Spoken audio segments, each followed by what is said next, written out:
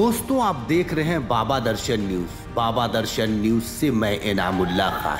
MIM की rally में असद अहमद, जो अतीक अहमद के बेटे हैं, उनका ये भाषण था जो 1 साल पहले रैली में उन्होंने कहा था। असद अहमद वही हैं जो विगत 2 दिन पहले इन झांसी में इनकाउंटर में मारे गए थे। असद का ये भाषण चौंकाने वाला है। 22 साल का युवा स्टूडेंट किस तरीके से भाषण दे रहा है और इस भाषण के दौरान उसने अपनी दिलेरी का सबूत भी दिया और अपनी माँ से कहा कि अगर मैं कुर्बान भी हो जाऊं, अगर मारा जाऊं तो आपको आंसू आएगा कि नहीं, इस सवाल का भी उसने अपने माँ से जवाब ले लिया था। आगे बताते चले कि उसके पिता अतीक अहमद और चाचा अशरफ को भी अज्ञात अपराधियों ने गोली से छलनी कर दिया। पुलिस कस्टडी और मीडिया के सामने ये घटना को अंजाम दिया गया है।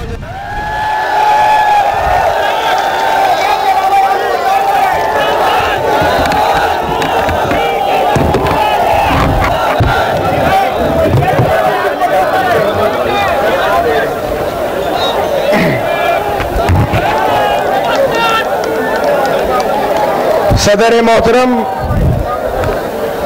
हमारे पार्टी के अगवा, हमारे रहनुमा लीडर जनाब बैरिस्टर हाजी असदुद्दीन ओवैसी साहब, हमारे स्टेट प्रेसिडेंट शौकत अली चचा, हमारे मंडल अध्यक्ष मोहिबुल हक चचा, हमारे जिला अध्यक्ष शाह आलम चचा और भी हमारे पार्टी के जितने पदाधिकारी हैं यहाँ पर मौजूद, बड़े बूढ़े बुजुर्ग, हमारे नौजवान साथियों, अस्सलाम वालेकुम और आदाब।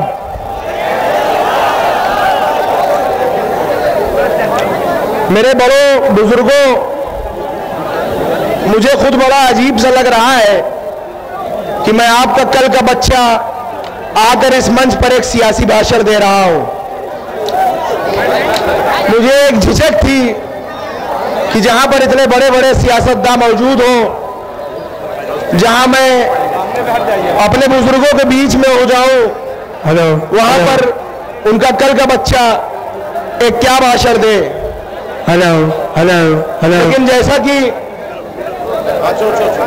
लेकिन जैसा कि मैं एक सियासी घर में पैदा हुआ और बड़ा हुआ, जो कि मैं एक तालिबे इल्म हूं, अभी एक स्टूडेंट हूं, लेकिन सियासी माहौल में रहा। और एक बात कहा जाता है कि मछली के बच्चे को कभी तैरना नहीं सिखाया जाता।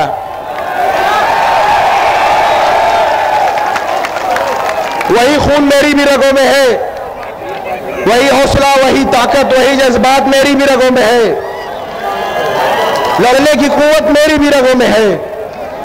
उसी बाप की औलाद हूं मैं भी।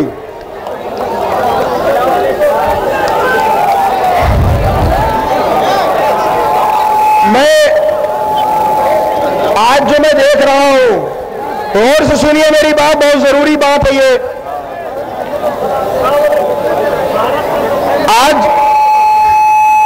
आज इतने दिनों से मैं देख रहा हूं और एक जमाने से देखता आ रहा हूं, और अपने अब्बा से बात करने के बाद, और उन्होंने कहा कि एक लीडर हिंदुस्तान में है, इतना अपडेटेड, इतना हाईली लर्नेड लीडर मैंने अपनी जिंदगी में नहीं देखा।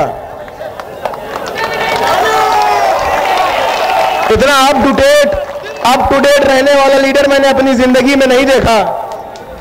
अमान, उसको दो तो, उसको दो। नहीं देखा।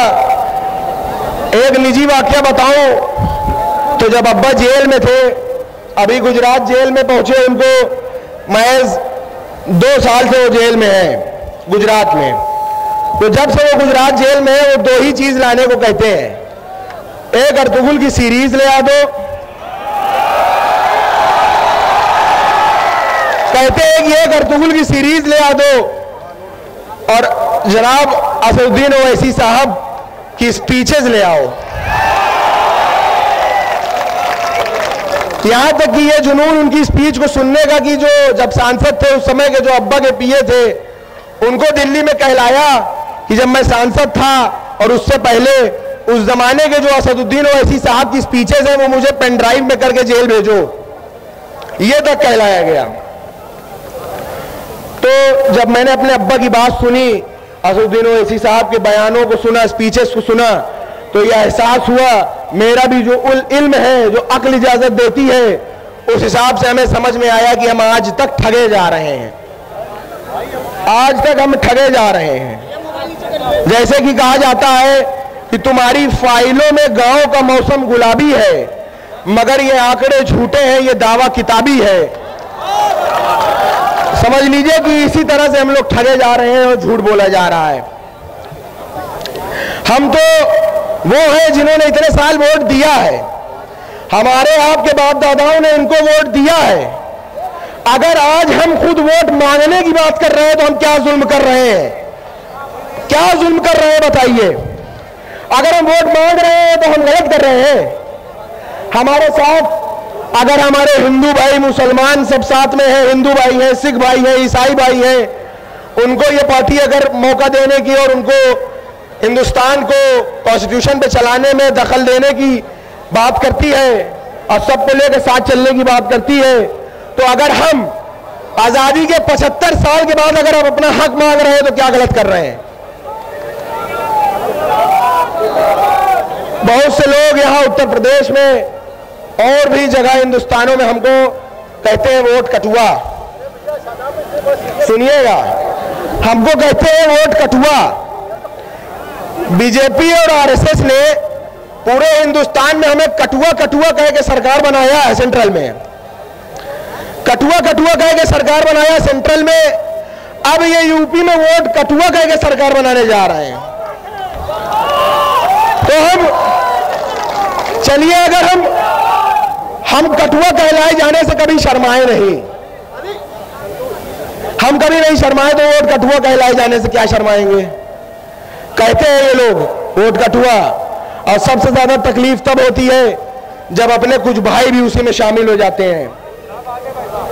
हम इधर 22% है 100 में, 100 में हम 22% हैं। यहां कोई 7 है, कोई 8 है, कोई 10 है। हम वोट का समंदर है, वो वोट का नदी और नाला है। हम वोट का समंदर है, वो वोट का नदी और नाला है। तो क्या कभी समंदर को नदी और नाले रास्ता दिखाते हैं कि नदी और नाले आके मिलते हैं समंदर में, आके ये मिलते हैं हमें, ना कि हम इनसे गुजरते हैं। ये अपने अंदर एक एहसास लाइए, कभी किसी से कम ना समझिए। एक नारा रखिए कि हम पर क्यों कटुओं का नारा है, अरे 100 में 22 हमारा है। हम पर क्यों कटुओं का नारा है, 100 में 22 हमारा है। अगर मैं बचपने की बात करूं कुछ, तो मैं छोटा सा था, सुनिएगा। तो मैं छोटा सा था और स्कूल जाता था पढ़ने। एक मिनट यार, भैया सुन लो, जरा सुन लो यार, बात ना करो, सुन लो।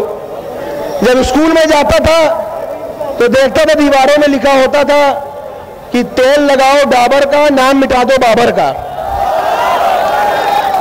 और लिखा होता था कि मुसलमानों तुम्हारा स्थान पाकिस्तान या कब्रिस्तान। तो ये मैं सोचता था कि ये किसको कहने की बात कर रहे हैं। मैं स्कूल जाता था तो पढ़ता था कि बाबर तो एक राजा था, औरंगजेब एक राजा था, ये किसको इशारा करने की बात कर रहे हैं। बाद में मुझे एहसास हुआ कि ये हमें इशारा करते हैं।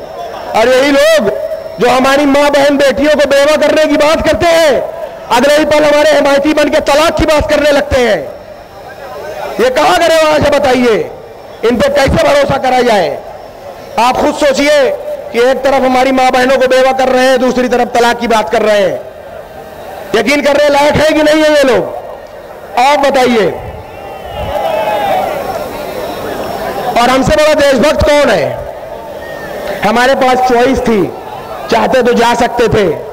कौन है हमसे बड़ा देशभक्त। चॉइस थी हमारे पास, जा सकते थे लेकिन रुक गए।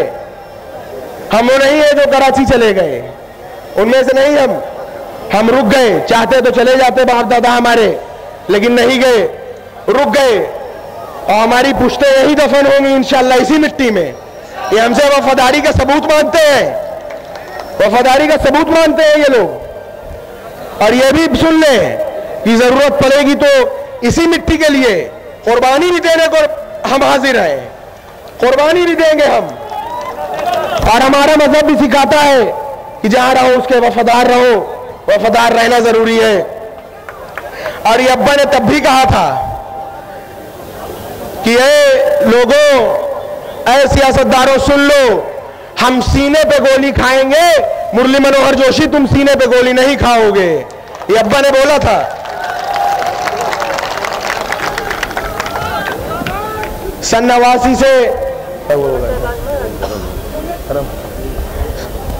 89 से तारीख है कि आज तक किसी दंगे के वजह से, दंगे की आग के वजह से इलाहाबाद के आसपास का घर कभी किसी ने जलाया नहीं।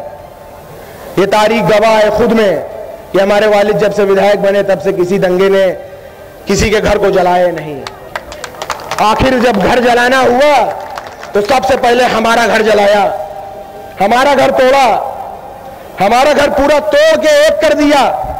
और ये तोड़ के ये हौसला तोड़ना चाहते हैं, इस बात को समझिएगा। ये कुछ कर ले, इन्होंने घर हमारा भले तोड़ा लेकिन उन्हें हमारा हौसला नहीं तोड़ा, हमारी हिम्मत नहीं तोड़ी। वो बस एक ईंट की दीवार ही पहचान पाएंगे, बस न बसा न पाए एक घर जो वो घर के जान पाएंगे। हमारे हौसले की छांव में एक शहर बसता है, मेरे बच्चों को भी टूटी छतों का डर नहीं होता।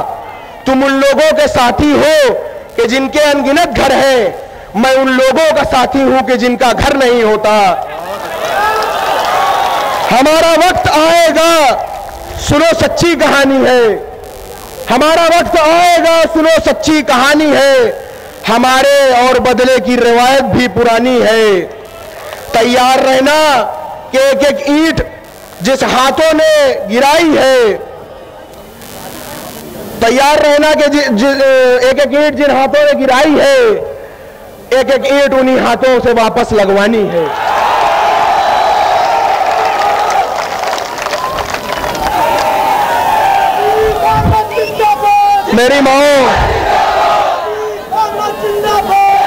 मेरी मां से कहा मैंने, मेरी मां से कहा मैंने कि अब्बा ने जुल्म के खिलाफ आवाज उठाई, आप 26 साल से उन्हें जेल में देख रही हैं, मेरे चचा को जेल में देख रही हैं, मेरे भाई को, अपने बड़े बेटे को जेल में देख रही हैं। कल को मुझे इस लड़ाई में शहीद होना पड़े तो आंसू न बहाना। तो उन्होंने जवाब दिया कि तुम्हारे बाद मेरे 3 बेटे और हैं, और उसके बाद मैं अपना आंचल फाड़ कर इसको परचम बनाऊंगी, लेकिन अल्लाह के सिवा किसी के सामने सर न झुकाऊंगी।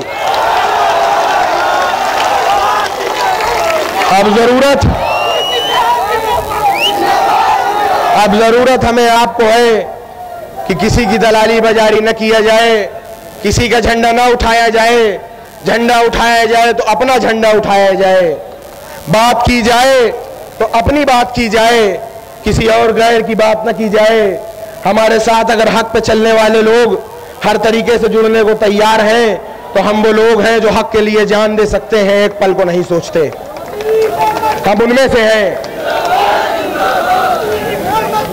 आज के बाद ऐसा करिए कि कोई नेता ये न कहे कि जाओ लग जाओ काम करो, नेता ये कहे कि हमारे साथ जुड़ जाइए, काम कर लीजिए। ये ताकत बनाइए, अपने अंदर इकट्ठा होने की ताकत बनाइए। बहुत बहुत गुजारिश है आपसे कि इस संगठन को मजबूत करिए। और अब हमारी अम्मी अब्बा के भेजे हुए खत को पढ़ेंगी जो अब्बा ने साबरमती जेल से अपने अवाम के लिए भेजा है। अस्सलाम वालेकुम।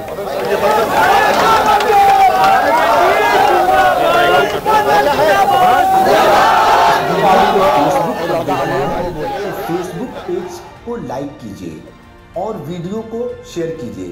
अगर आप इस वीडियो को YouTube पर देख रहे हैं तो YouTube चैनल को सब्सक्राइब कीजिए और घंटी के आइकॉन को दबाइए।